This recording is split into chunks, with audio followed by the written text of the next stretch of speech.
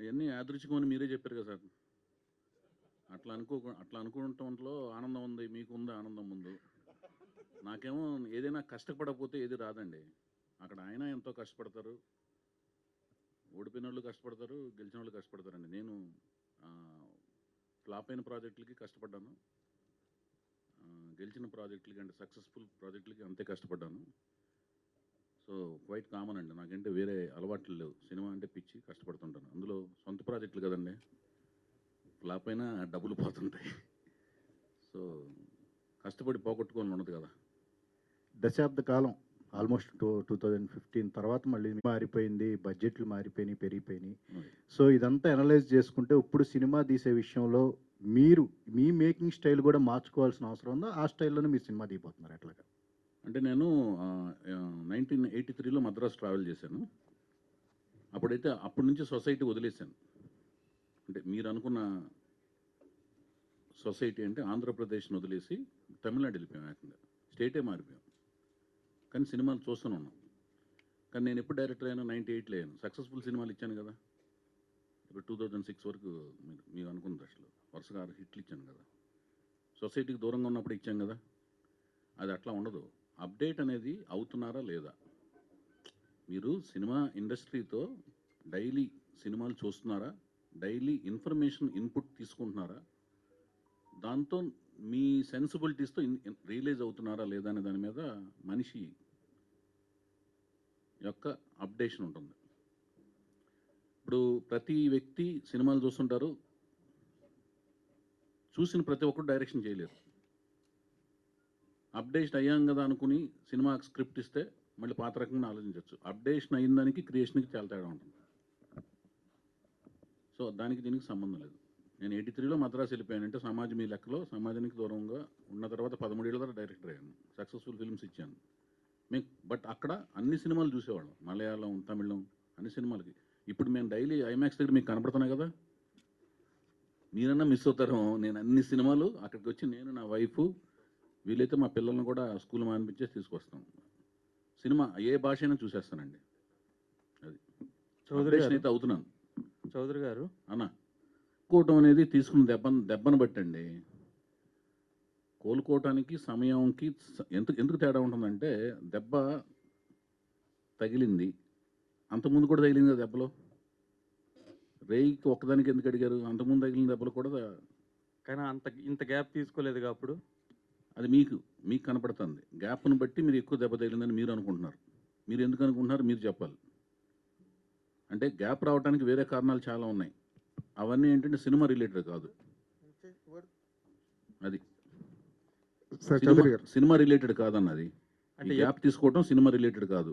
మధ్యలో రెండేళ్ళేమో కరోనా వలన సినిమా ఫీల్డ్లో స్తబ్దతగా ఉంది. ఆ కరోనా టైంలో కూడా ఆల్రెడీ రన్నింగ్లో ఉన్న ఫిల్మ్స్ తర్వాత 1.5-2 ఇయర్స్ పట్టింది. ఆ టైంలో నేను సినిమా స్టార్ట్ చేయలేదు కాబట్టి దానివల్ల 4 ఏళ్ళు సినిమాలు ఎవరు తీయలేదు. కరోనా టైంలో తీయని వాళ్ళందరూ కూడా 4 ఏళ్ళు ఆగిపోయారు. అది 4 ఏళ్ళు తీసేయచ్చు. నేను రేయి వలన రేయి తర్వాత 4 ఏళ్ళు గ్యాప్ ఉంది. అందులో 2 ఏళ్ళు గ్యాప్ జెన్యూను, 2 ఏళ్ళేమో నేను అదే రేయి సినిమా ఎఫెక్ట్ 2 ఏళ్ళు ఉంటుంది, 1.5-2 ఇయర్స్. నాకు సినిమాకి 2 ఇయర్స్ గ్యాప్ జనరల్ కావాలి. నేను రెడీ అయ్యాను, రెడీ అయ్యే టైంకి కరోనా వచ్చింది. అంటే ఇప్పుడు ఎన్నాళ్ళ నుండి కథానాయకుడిని వెతుకుతున్నారు మీరు? కథానాయకుడిని రేయికి ముందు, కరోనాకు ముందు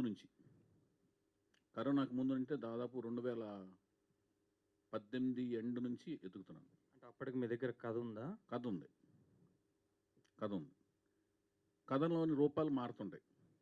కథ వాళ్ళు అనుకున్నాను అనుకోండి, ఇప్పుడున్న కథకు కూడా రేపెల్లుండు దానిలోని చేంజెస్ చేసుకుంటూ ఉంటాం. ఇప్పుడు కేజీఎఫ్ సినిమా వచ్చిందండి. కేజీఎఫ్ అనేది ఒక ట్రెండ్ అనుకుంటే నెక్స్ట్ కాంతార కథ వచ్చి మీకు చెప్పాను అనుకోండి, మీరే ప్రొడ్యూసరు. మా కేజీఎఫ్ టైంలో కాంతార కథ చెప్తున్నాడు ఇంటర్వ్యూడు, పూనకం అంటున్నాడు, అడవిలోకి వెళ్ళి మాయమైపోతాను అంటున్నాడు. ఎలా చూస్తారు ఈ సినిమా? వీడి కదా పిచ్చి పట్టింది అనేసి మీరు ఒప్పుకోరు. అది కేజీఎఫ్ ట్రెండ్లో ఉంటే కాంతారాన్ని కథ చెప్పి మనుషులు ఈ రోజుల్లో మాయమైపోవటం ఏంటి? అడవిలోకి వెళ్ళి పిచ్చి పట్టింది ఇలాంటి కథలు చెబుతున్నాడు అనుకుంటారు. కానీ థియేటర్లో కూర్చొని చూస్తేనే దాన్ని ఊహించలేరు. ఇన్వెస్టర్ దాన్ని ఊహించలేడు. డైరెక్టర్ కెన్ ఇమాజిన్, ఆ తర్వాత ఇన్వెస్టర్ కెన్ ఇన్వెస్ట్, లేకపోతే డైరెక్టర్ కెన్ ఓన్లీ ఇన్వెస్ట్. నా సినిమాలకు ఎక్కువ శాతం నేనే ఇన్వెస్టర్, నేనే క్రియేటర్. మీరు పరిచయం చేసిన హీరోలు మీ చిన్న రిస్క్ ఫ్యాక్టర్ అవుదా? నేను ఫస్ట్ ఫిలిం నుంచే నాగార్జున గారు ఇందాక మీ ఇచ్చిన స్పీచ్లోనే నాగార్జున గారు అవకాశం ఇస్తానన్నప్పుడు నాకు కొత్త హీరో కావాలన్నాను. ఐ వాంట్ టు, అంటే నేను దానికి ఇన్వెస్ట్మెంట్ కూడా లోపల ఆ క్యారెక్టరిస్టిక్స్ నాలో డెవలప్ అవడానికి మెయిన్ కారణం ఎన్టీ రామారావు గారండి. మాకు భయం ఉండదు, ఆత్మవిశ్వాసం ఉంటుంది. ఇవి చాలామంది డైరెక్టర్స్ ప్రూవ్ చేశారు. మా ప్రొఫెషన్లో ఉన్నప్పుడు ఏమవుతుందంటే, ఇప్పుడు విశ్వనాథ్ గారు ఉన్నారు, శంకరాభరణం కథ, అక్కడ ఆయన ఇన్వెస్టర్ కాదు, ఓన్లీ క్రియేటర్. ఇన్వెస్టర్ వచ్చి ఏడిది నాగేశ్వరరావు గారు. శంకరాభరణం కథ రాసుకున్నప్పుడు అప్పుడు ఎవరిని పెట్టాలండి ఆ టైంలో ఆ పాత్రకి, శంకర శాస్త్రి గారి పాత్రకి జనరల్గా డైరెక్టర్ ఏం ఆలోచిస్తారు, రామారావు గారిను నాగేశ్వరరావు గారిని లాంటి వాడిని పెట్టాలనుకుంటారు. మంజు భార్గవ్ గారి క్యారెక్టర్ని ఎవరు పెట్టాలనుకుంటారు, అప్పుడు ఇంకో ఏదో ఫెమిలియర్ క్యారెక్టర్ని ఎవరిని పెడదాం అనుకుంటారు. మంజు భార్గవ్ గారికి అప్పుడు మలయాళం సినిమాల ద్వారా వేరే ఇమేజ్ ఉంది. ఆవిడని దిగొచ్చి ఆ ప్రముఖ క్యారెక్టర్లో ఆవిడకు ఒక సంగీతం పట్ల, సాహిత్యం పట్ల ఒక మక్కువ ఉన్న క్యారెక్టర్ కింద పెట్టారు ఆవిడని.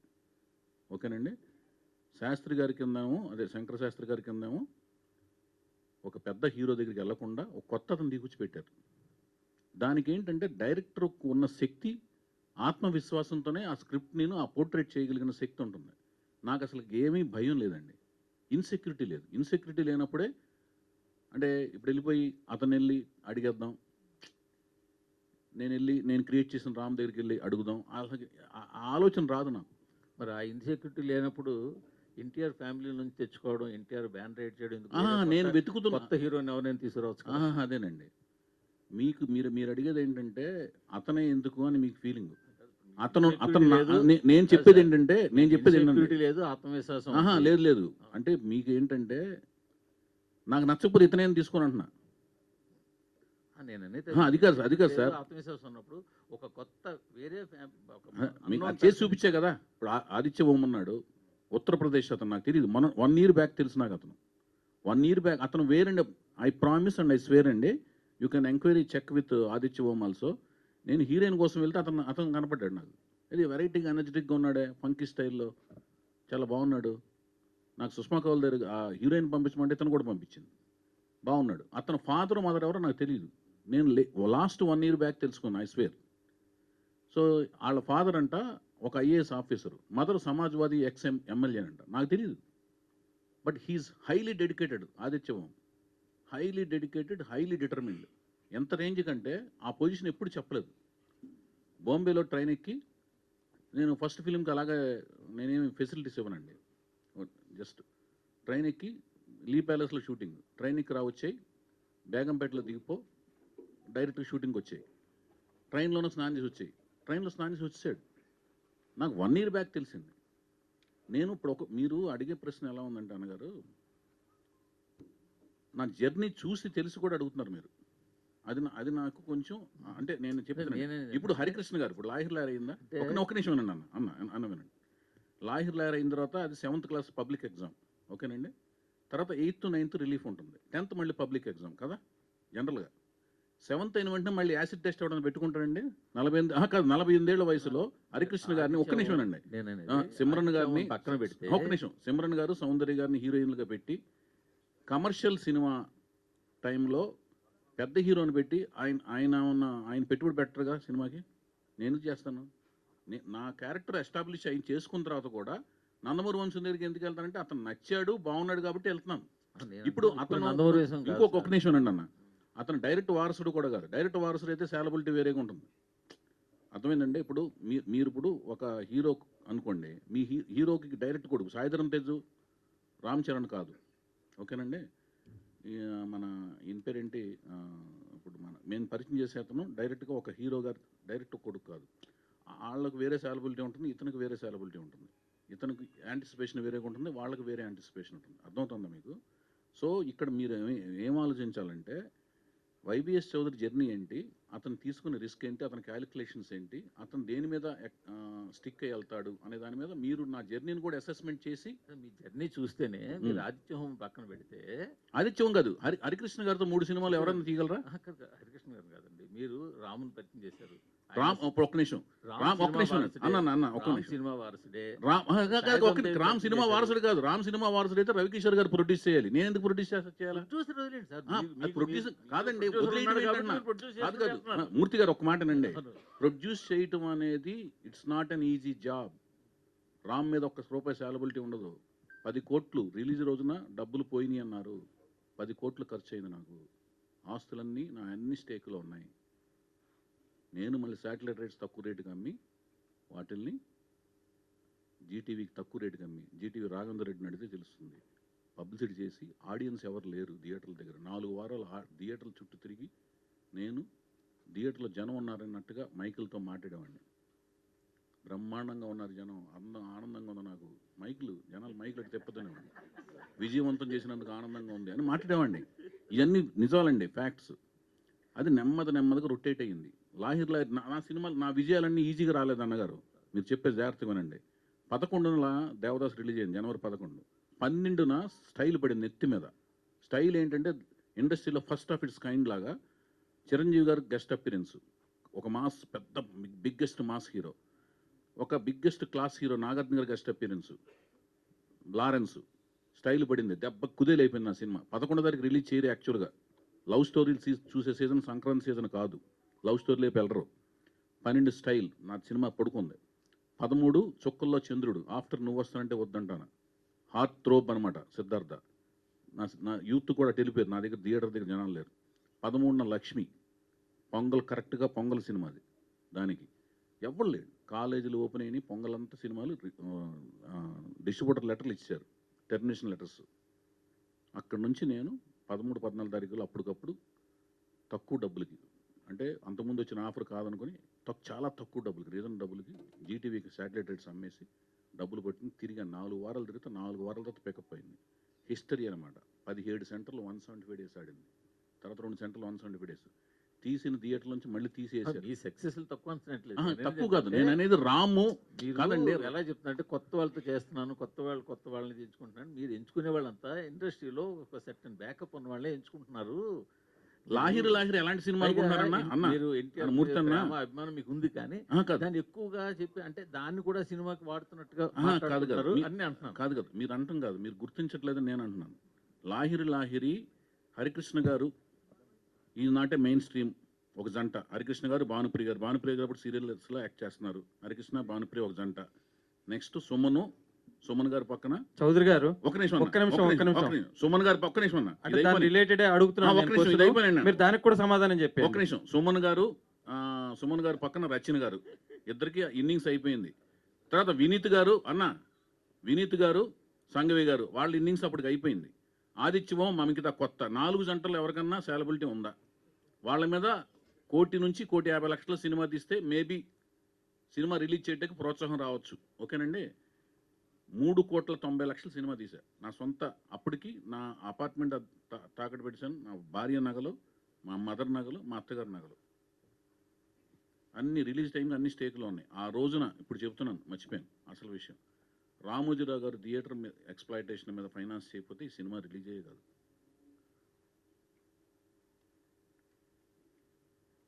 నేనన్నీ ఏటికి ఎదురీది చేసిన యుద్ధాలే.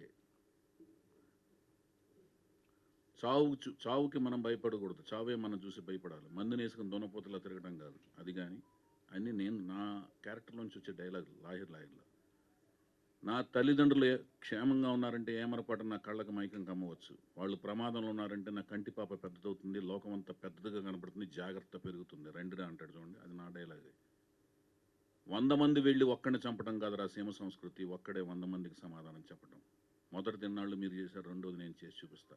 ఇవన్నీ ఏంటంటే క్యారెక్టరిస్టిక్స్. మనిషి అంటే ఊరికినే నాకేం అలవాట్లు లేవండి, చెప్తున్నాను. మీరు చెప్పండి అన్న. ఇప్పుడు ఆయనదే నేను ఇంకో రకంగా అడుగుతున్నాను. అడగండి.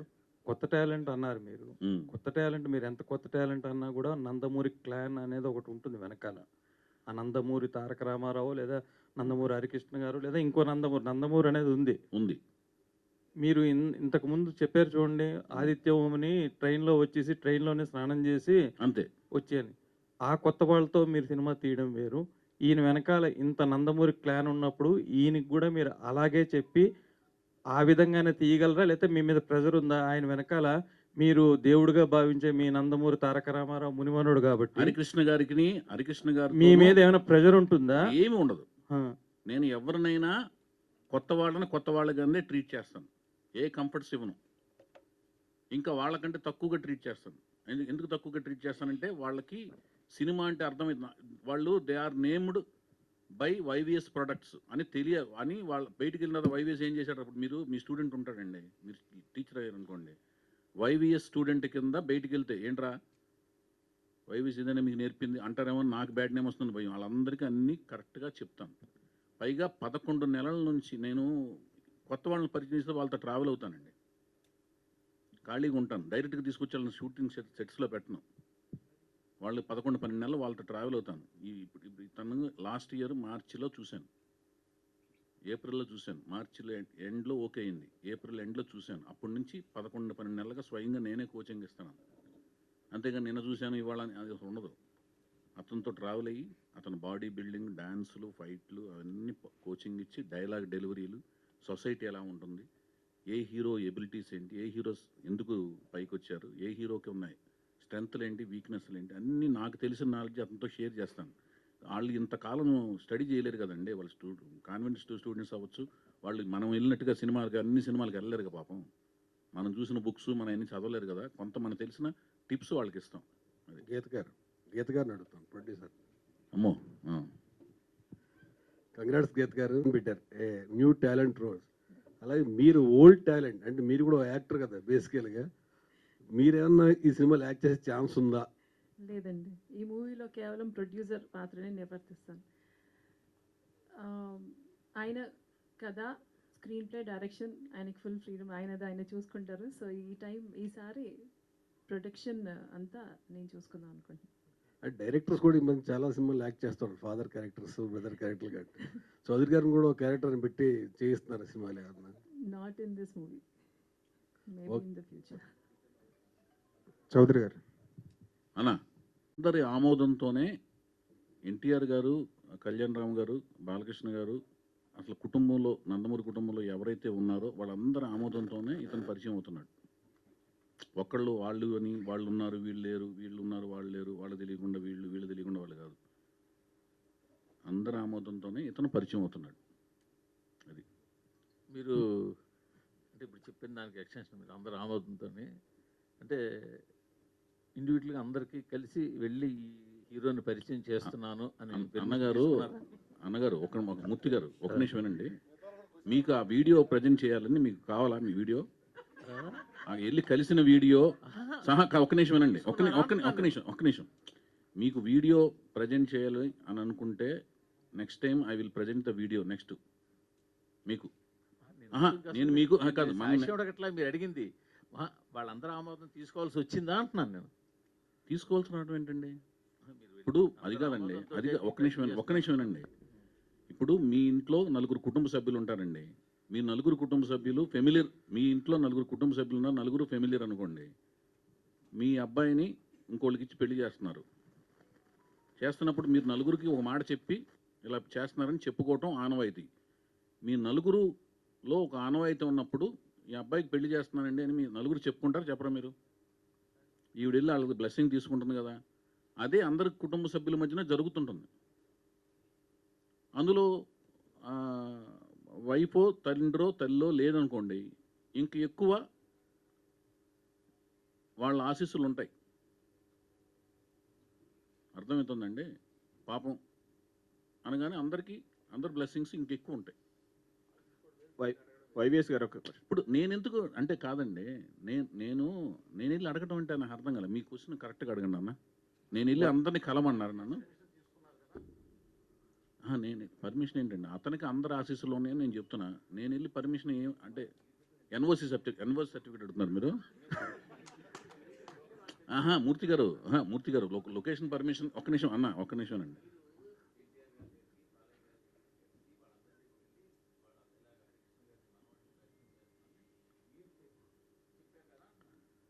వాళ్ళ ఆశీస్సులు ఆయనకు ఉన్నాయి సార్. వాళ్ళ ఆశీస్సులు, అతని హీరో అవటానికి ఆశీస్సులు ఉన్నాయి. తర్వాత ప్రతి సినిమాకి వెళ్ళి డైరెక్టర్ వెళ్ళి అందరికీ ఇప్పుడు అలా తీసుకోరు సార్. అతను హీరో అవటానికి వాళ్ళ ఆశీస్సులు ఉన్నాయి, నటుడు అవటానికి ఆశీస్సులు ఉన్నాయి. ప్రతి డైరెక్టర్ వెళ్ళి వాళ్ళకి సబ్జెక్టులు అవి చెప్పరు, నువ్వు అమ్మంటారు అంతే, వాళ్ళు అయిపోతారు. అర్థమవుతుందన్నా? నువ్వు ఏ టెక్నీషియన్ పెట్టుకుంటున్నావు, వాళ్ళు అందరూ వెళ్ళిపోయి మీ ముగ్గురికి చెప్పడం అని చేయరు అంటున్నాను. అది అది ఆ పద్ధతి కూడా కాదు. అది ఆ టెక్నీషియన్ లిబర్టీ ఈజ్ ఎంటైర్లీ అందరి దగ్గర. అది కాదు మూర్తి గారు, చౌదరి గారు, వైవేష్ గారు ఒక క్వశ్చన్. అది కాదన్నా, ఒక్క నిమిషం అన్న. పెళ్లి కూతురు, ఒక నిమిషం అండి, ఒక నిమిషం మూర్తి గారిని మాట్లాడినామండి. ప్లీజ్ దయచేసి అన్న నా మాటేనండి. మూర్తి గారు నేను చెప్పేదేనండి, నేను ఇందాక సబ్జెక్ట్కి వస్తున్నా. పెళ్లి కూతురు మీ అమ్మాయి అయినప్పుడు మీ అమ్మాయి వాళ్ళందరూ ఆశీస్సులు తీసుకుంటుందండి, పెదనాన్నది, బాబాయిది, వాళ్ళది. ఓకేనండి? పెళ్లి కొడుకు వెళ్ళి ఏమండి మీ అమ్మాయిని చేసుకుంటున్నాను, ఏమైనా నేను చేసుకుంటున్నాను, వీళ్ళందరి దగ్గరికి వాడు వెళ్ళదు. ఆశీస్సులు కాదండి మీకు. నేను చెప్పేది మీకు అర్థం కాలేదండి. అతను ఒక్క నిమిషం బాబు భయ్య, నాగేంద్ర ఒక్క నిమిషం అన్న. నాగేంద్ర గారు, నేను సీతయ్యని. I can answer anything. మీరు ఉండండి, మీరు ఆవేశపడకండి అన్న నాగేంద్ర అన్న మీరు నా బ్రదర్. ఈయన ఈ మూర్తి గారు నా అన్న. ఒక్క నిమిషం అన్న. అది ఏంటంటే ఎలా ఉంటుందంటే అతనికి వాళ్ళందరూ ఆశీస్సులు ఉన్నాయన్న. ఓకేనా? ఒక్క నిమిషం, అందులో డౌట్ లేదు, అది డౌట్ లేదు కదా, అంతే. అది నేనెవరిని కాదు వాళ్ళ. ఒక్క నిమిషం అండి అన్న ఒక్క నిమిషం అండి. నేను సీతయ్యనన్న.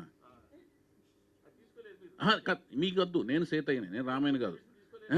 నేను సీతయ్యని. వైవేష్ గారు ఒక ప్రశ్న అండి. ఒక క్వశ్చన్ సార్. వైవేష్ గారు, చౌదరి గారు, ఇలాగా ఇండస్ట్రీలో చాలా మంది టీడీపీ సపోర్టర్స్ ఉన్నారు, అందులో మీరు మీకు ఏం కావాలి చెప్పండి. సరే, మీకు సినిమా మీద కాదు, మీకు సినిమా ఇండస్ట్రీ, మీరే పార్టీ చెప్పండి. సినిమా ఇండస్ట్రీ, మీరే పార్టీ? Cinema party sir. మరి నా పార్టీని మీరు ఫిక్స్ చేయటం మీరెవరు? మీకేం అధికారం ఉంది? మీరు మొన్న ఎవరు కొట్టేశారు? అది చెప్పకూడదు కదా సార్. మరి మీరు ఎందుకు నా గురించి మీరు ఎలా చెప్తారు? నా గురించి మీరు ఎలా చెప్తారన్నా? సరే, క్వశ్చన్ అడుగుతాను. అప్పుడు పార్టీకి అతీతంగా సినిమా గురించి అడగండి అన్న. సరే, చెప్పండి. ఇండస్ట్రీలో చాలా మంది టీడీపీ సపోర్టర్స్ ఉన్నారు. ఇప్పుడు ఏపీలో తెలుగుదేశం పార్టీ అధికారంలోకి వచ్చింది. ఇప్పుడు ఇండస్ట్రీకి టీడీపీ నుంచి ఎలాంటి సపోర్ట్ కోరుకుంటున్నారు యాజ్ ఏ ప్రొడ్యూసర్? ఈ సినిమా గురించి ఏ ప్రశ్న అడిగినా నేను చెప్తానన్నా. మీరు సినిమాకి గురించి ప్రెస్ మీట్ కోసం వచ్చాం, దానికోసం ప్రత్యేకమైన ప్రెస్ మీట్ పెడతాం. అది నేను తెలుగు ఫిలిం ప్రొడ్యూసర్స్ కౌన్సిల్ సెక్రటరీస్లో వన్ ఆఫ్ ది సెక్రటరీని. ప్రసన్న గారు మెయిన్ సెక్రటరీ, నేను షాడో సెక్రటరీ. దానికోసం ఒక ప్రెస్ మీట్ పెట్టి రెఫరెండం లాగా వెళ్తాం. అది ఏ గవర్నమెంట్ వచ్చినా, అది ఏ పార్టీ గవర్నమెంట్ వచ్చినా వెళ్తాం. వెళ్ళినప్పుడు రెఫరెండం వెళ్తాం. అప్పుడు ఆ జర్నలిస్ట్ సంఘంలో మీరు కూడా ఉంటే, ఆ పొలిటికల్ జర్నలిస్ట్ వస్తారో మీరు వస్తారో నాకు తెలీదు. వచ్చినప్పుడు మీ ప్రశ్నకి క్లియర్గా చెప్తా. ఆ సమాధానం ఎలా ఉంటుందంటే, వర్షం పడినప్పుడు కారు మీద అద్దం మీద వైపర్స్ ఎలా క్లీన్ చేసుకుంటూ వెళ్తే చూడండి, అంత క్లారిటీ ఉంటుంది మీకు. సరే, హీరో గురించి చెప్పారు, హీరోయిన్ గురించి చెప్పారు. అది ఎలాంటి జోనర్లో ఈ సినిమా చేయబోతున్నారు? అది మూడో ప్రెస్ మీట్. వీళ్ళిద్దరు చెప్పిన వెంటనే చెప్పేదానండి, అది మూడో ప్రెస్ మీటు. దానికి అయ్యే 3 ప్రెస్ మీట్లు అంటే ఖర్చు అవుతుంది కదా. మూడో క్యూ అండే ఖర్చులు అవుతాయి కదా అన్న. నాకే కదా శ్రమ, మీకు శ్రమ. మీరంతా రావాలన్నా. మూర్తి గారు, ప్రతి ప్రెస్ మీట్కి మీరు అందరూ రావాలన్నా. మీకు నేను కోరుకునేది ఒకటే. వైవేష్ గారు ఒక ప్రశ్న అండి. సార్ వైవేష్ గారు అన్న. సార్ చౌదరి గారు, చెప్పండి. గీత గారు, ప్రొడ్యూసర్ గీత గారికి ఒకసారి. ప్రొడ్యూసర్ గీత గారిని, ఇందాక మీరు చెప్పారు న్యూ టాలెంట్ రోల్స్ అని చెప్పేసి. అయితే హీరోయిన్ కొత్త వాళ్ళని తీసుకుంటున్నారు అంటే నెక్స్ట్ సినిమా నుంచి హీరోయిన్ డైరెక్టర్లు కూడా కొత్త వాళ్ళు వస్తారు, లేదా వైవేష్ గారే ఫిక్సా దానికి? లేదండి, కొత్త టాలెంట్, న్యూ డైరెక్టర్స్ అంటేనే we're trying to introduce as much of new talent. So అందరికీ అవకాశం ఉంటుందండి. చౌదరి గారు, మరి ఇంకేమైనా కొత్తగా ఏమైనా యాడ్ చేస్తారా? ఎన్టీఆర్ అనగానే మనకి తెలియాలి కదా. అదేంటంటేనండి, 4వ తరం కొనసాగింపే. అది రామారావు గారు ఒక అదృష్ట రేఖను కొనసాగింపుగా జానకిరామ్ గారు బ్రెయిన్లో ఆ థాట్ ప్రాసెస్ని ఇచ్చేనట్టుగా నేను భావిస్తున్నానండి. ఇప్పుడు కొన్ని ఆలోచనలు ఎందుకు వస్తాయో మనకు తెలియదండి, అవి మనకు రావు. దైవ సంకల్పం కింద భావించి జానకిరామ్ గారి బ్రెయిన్లో అది వచ్చింది. వచ్చిన తర్వాత అక్కడితో ఆగలేదు అది. ఇప్పుడు నేను అనుకుంటాను నా కొడుకుని ఇంజనీర్ చేద్దామని, ఆడేమో డాక్టర్ అవుతాడు. ఇతను వాళ్ళ నాన్నగారు ఈ లోకం నుంచి వెళ్ళిపోయినా కూడా ఆ ఆలోచనతో కొనసాగాడు. ఆ టాలెంట్ ఉంది, ఎక్సలెంట్గా డ్యాన్స్ చేస్తాడు, కళ్ళు ఎక్స్ప్రెసివ్గా పెట్టేస్తాడు, మంచిగా నవ్వుతాడు, యాక్టింగ్ చేసేస్తాడు, డైలాగులు చెప్తాడు. అవి లేదనుకోండి, తండ్రి కళ్ళ కన్నాడు అవ్వలేదు. ఇప్పుడు తండ్రి ఆ పేరు పెట్టుకున్నాడు, నా కంట్లో పడ్డాడు. నేను రకరకాలు తిరుగుతున్నానండి. నేను ఇతనే ముందు అనుకుని లేకపోతే వాళ్ళు వచ్చి నన్ను అప్రోచ్ అయ్యి మా అబ్బాయిని పరిచయం, ఇదేం ఫోర్స్ జరగలేదు కదా. ఐ వాజ్ వెయిట్, నేను వెళ్తున్నాను, తిరుగుతున్నాను, చూశాడు, బాగుండిపోతే నేను చేయను. హరికృష్ణ గారు కూడా నేను పట్టాభిషేకం నుంచి నేను పోరుతున్నాను ఆయన యాక్ట్ చేయాలని. నేనేమి ఎవరికి ఫేవర్ చేయడానికి ఉండదండి. డబ్బులు కూడా నేను పెట్టాలి కదా సార్. నా ఇంకోళ్ళ డబ్బుల మీద వాళ్ళు వచ్చి నా డబ్బులు పెడతానని సినిమా తీయట్లేదు కదా. నా డబ్బులతో సినిమా తీస్తానే కదా. ఇంకో ప్రొడ్యూసర్ వచ్చి నన్ను సినిమా పరిచయం చేయట్లేదు కదా.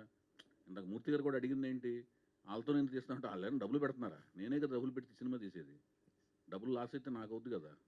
ఇప్పుడు సాయిధరం తేజ నా డబ్బులే కదండి, హరికృష్ణ గారని నా డబ్బులే కదా. అది చెప్తున్నా.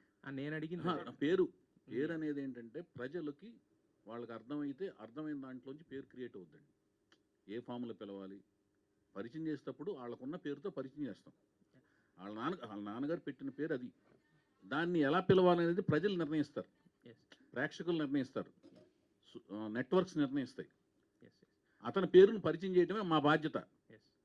అతని ప్రతిభను బట్టి ప్రేక్షకులు నిర్ణయిస్తారు, నెట్వర్క్స్ నిర్ణయిస్తాయి, మీలాంటి మహానుభావులు నిర్ణయిస్తారు.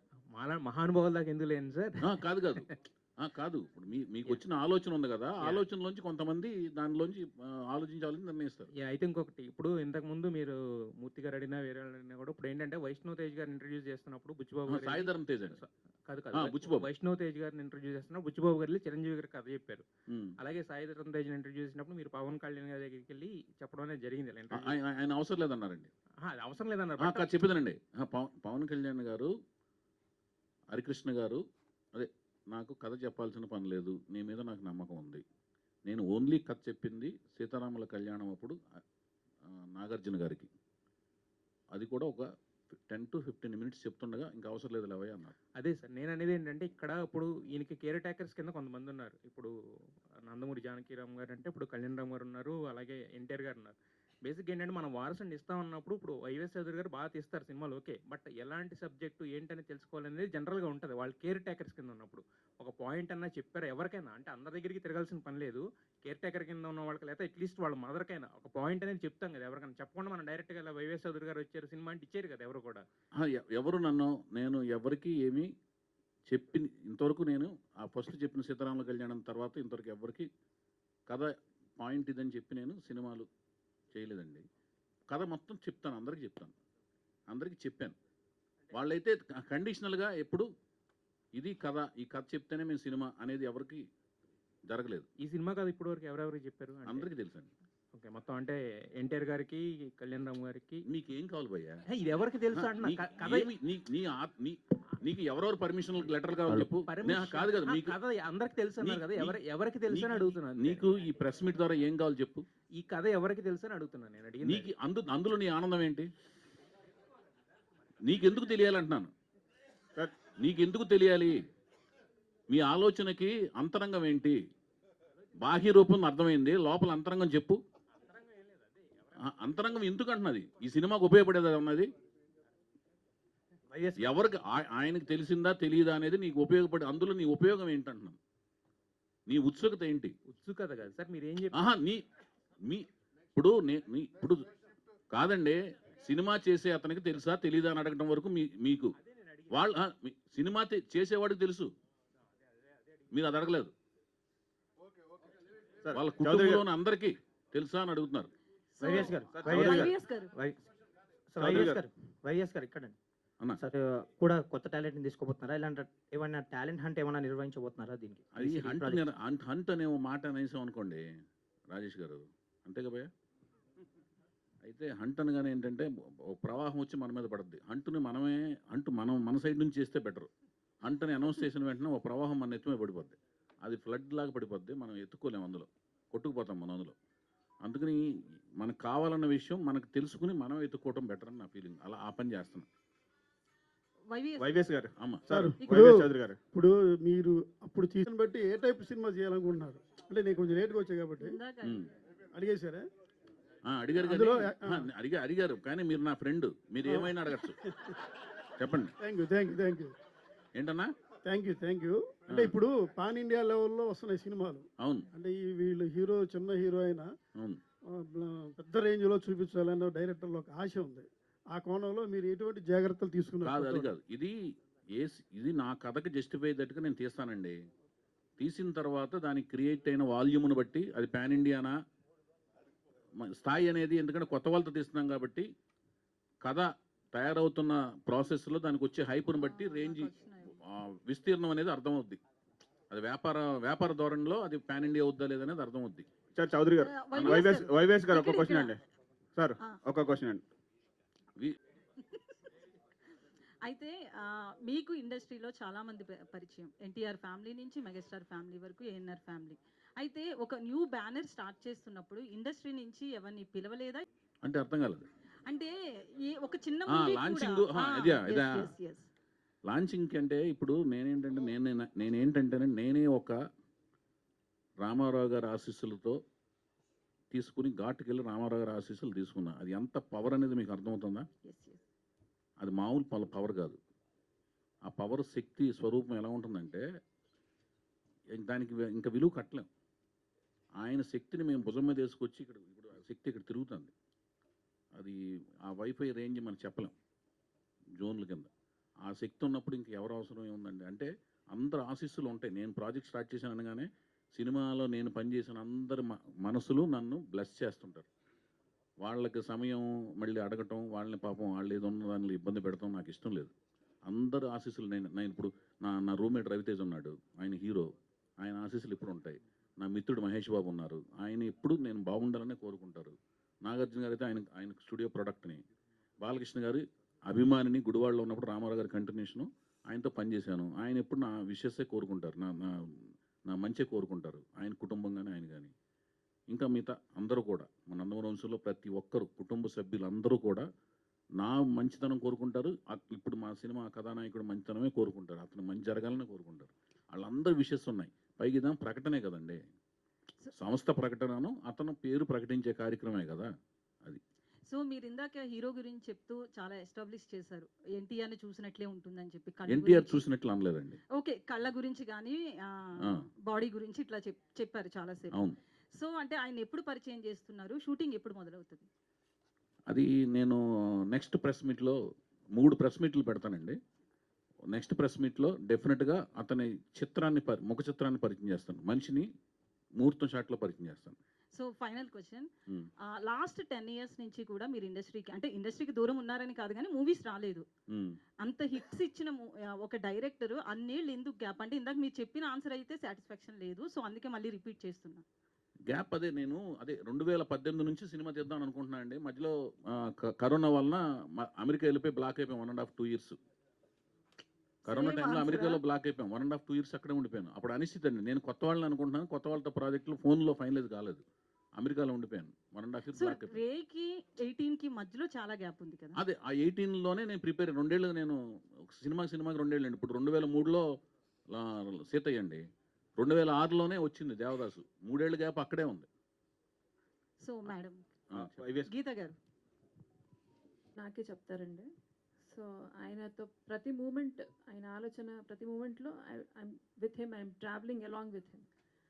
సో నాకు అంటే ప్రతి మూవీ స్టోరీ స్క్రిప్ట్ ఎలా తయారవుతోంది, ఎలాంటి కొత్త ఇంప్రూవ్మెంట్స్ వచ్చాయి, అన్నీ ప్రతి ఒక్కటి తెలుస్తుందండి. లేపేసి చెప్పేస్తానండి, నిద్రపోతున్నా కూడా. వైవిఎస్ గారు ఒక క్వశ్చన్ అండి.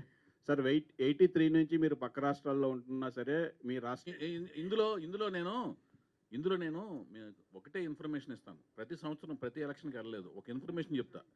ఎలక్షన్ పార్టీల గురించి మాట్లాడిన కానీ ఈ ఎలక్షన్కే వెళ్ళాను నేను గుడివాడ. 94 లాస్ట్, తర్వాత అంతా హైదరాబాద్లోనే యూటిలైజ్ చేసుకున్నాను.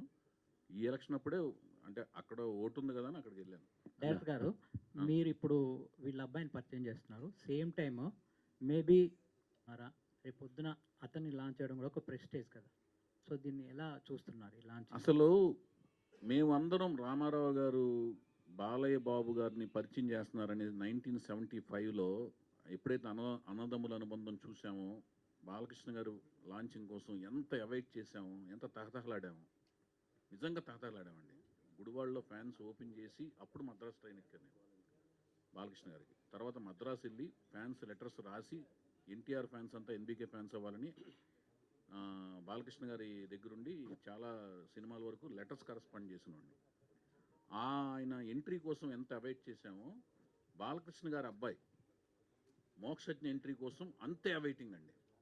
నేనే కాదు, ప్రపంచవ్యాప్తంగా ఉన్న నందమూరి వంశ అభిమానులందరూ అంతే అవైటింగ్. ఆ అవైటింగ్ అనేది అతి త్వరలోనే దానికి ఒక కర్టెన్ అనేది రైజ్ అవుతుందని నా ప్రగాఢ నమ్మకం, విశ్వాసం అండి. చౌదరి గారు, కంగ్రాచులేషన్స్ అండి. ముందు thank you so much. All the best. అయ్యో థ్యాంక్ యూ సార్. మీ మేనరిజం ఉంటుంది. ఆ మేనరిజం ఎంత పాపులర్ అంటే హరికృష్ణ గారు ఈస్ట్ గోదావరి వెళ్ళారంట. ఈస్ట్ గోదావరిలో ఒక అభిమాని వచ్చి హరికృష్ణ గారు కాళ్ళ మీద పడిపోయి, నేను సీతయ్య 10 సార్లు చూశాను సార్, సీతయ్య 10 సార్లు చూశాను సార్ అని చాలా గట్టిగా చెప్తున్నాడు అంట. ఆ పక్కన ఉన్న వాళ్ళు సర్లేరా వెళ్ళరా అంటే, లేదు లేదు నేను సీతయ్య 10 సార్లు చెప్పానంటే హరికృష్ణ గారు అన్నారు, అటు సీతయ్య చూసాడురా, ఎవరి మాట వినడు. అలా ఈ సినిమాలో కూడా ఏమైనా ఉంటుందా? ఎవరి మాట వినొద్దు అనేది నా ఫస్ట్ ఆటోగ్రాఫ్ అండి. నాకు సీతారామ కళ్యాణం సినిమా మొదటి సినిమా తీసిన వెంటనే ఒక ఫస్ట్ వచ్చిన అభిమాని ఎవరైతే, సార్ మీ పాటలు బాగా తీశారు, సినిమా బాగా తీశారు, మీ ఆటోగ్రాఫ్ కావాలి సార్ అని ఒక అతను అడిగితే, నిజంగానే రియల్ లైఫ్లో ఎవరి మాట వినరు కాబట్టి ఎవరి మాట వినొద్దు అని నేను సంతకం చేయడం బిగిన్ చేశాను. ఎవరి మాట వినొద్దు వైవిఎస్ చౌదరి అని. సీతయ్య సినిమా తీస్తున్నప్పుడు సీతయ్య అంటే సాఫ్ట్గా ఉంది, దానికి ఏదన్నా ఎలివేషన్ రగ్గుడ్నెస్ తీసుకురావాలంటే ఒక క్యాప్షన్ ట్యాగ్ లైన్ పెడితే బాగుంటుందనే ఉద్దేశంతో సీతయ్య ఎవ్వరి మాట వినడు అని నేను దాన్ని నా ఆటోగ్రాఫ్ని ట్యాగ్ లైన్ చేశాను. అక్కడ నుంచి మీరు అన్నట్లే అది పర్యాయ పదం అయిపోయింది. ఎవరి మాట వినట్లేదు అనుకో, వీడు సీతయ్యరా, ఒక అమ్మాయి వినట్లేదు అనుకో, అదొక పెద్ద సీతమ్మరా, అట్లా అంటాం అనేది పర్యాయ పదం అవడం, అది చూసినప్పుడు నాకు కొంచెం ఆనందం కలుగుతుంటుంది. అది థ్యాంక్ యూ. మంచిగా అడిగారు, నన్ను చక్కగా సేఫ్ గార్డ్ చేశారు. ఈ సినిమా ఈ ప్రాజెక్ట్ అయ్యేంత వరకు నన్ను చక్కగా సేఫ్ గార్డ్ చేసిన ప్రపంచానికి పరిచయం చేయండి. నేను మంచి ప్రోడక్ట్ కష్టపడి తీస్తాను, నమ్మకంగా తీస్తానని మీకు ప్రామిస్ చేస్తున్నాను. కష్టమైతే పడతాను చాలా.